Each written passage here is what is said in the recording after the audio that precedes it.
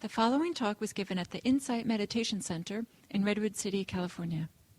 Please visit our website at audiodharma.org.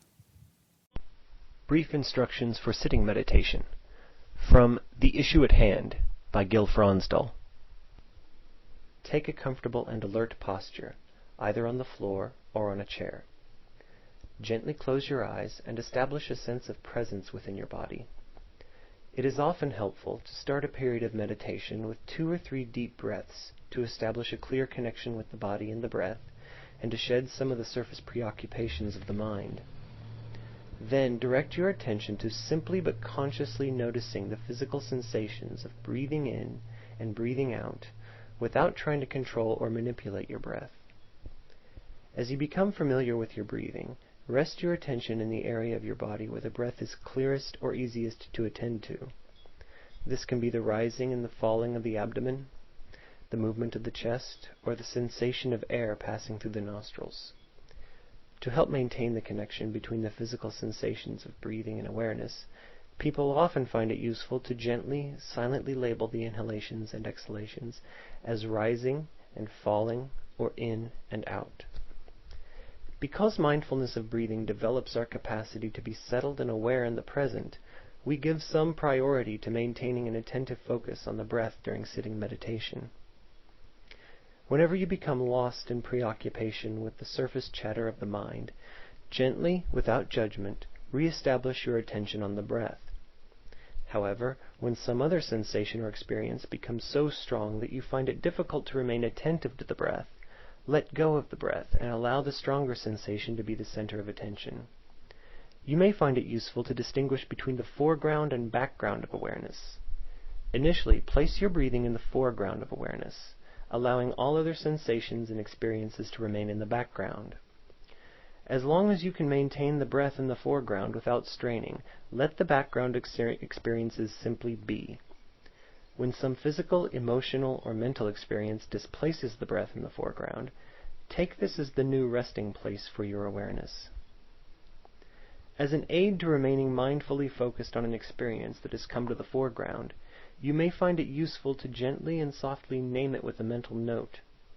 Sounds can be labeled as hearing, hearing, burning sensations as burning, burning, joy as joy, joy, and so on. What is important is to sense, feel, and remain present as fully as possible for whatever experience is being noted. Maintain an open awareness of it for however long it remains in the foreground of attention, noticing how, if at all, the experience changes. Once an experience is no longer predominant, or it is sufficiently acknowledged to no longer demand your attention, return your attention to the breathing. Another way to describe mindfulness practice is to say that you consciously and clearly rest your attention on the breath until something strongly distracts you from it. When this occurs, the so-called distraction becomes the focus of the meditation. Actually, mindfulness practice has no distractions, only something new to pay attention to. Nothing is outside the scope of mindfulness meditation.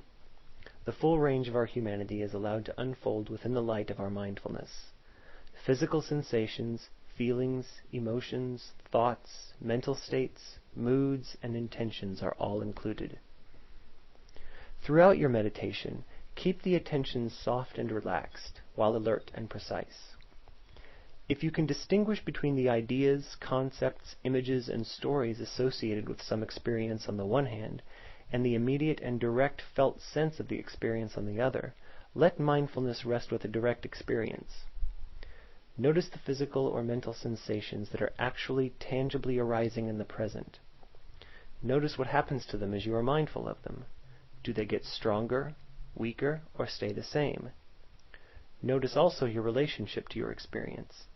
Do you notice aversion, desire, appreciation, judgment, condemnation, fear, grasping, pride, or any other reaction?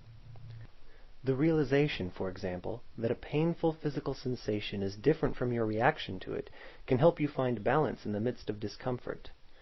It is also important to be mindful of when your reaction to an experience is more pronounced than the experience itself. When it is, your reaction can become the resting place of awareness. Do not participate in your thoughts or stories, but simply and silently be aware of what is actually occurring in the body and in the mind. As we learn to be alertly and calmly present in our meditation, a deeper intimacy with ourselves and with the world will arise.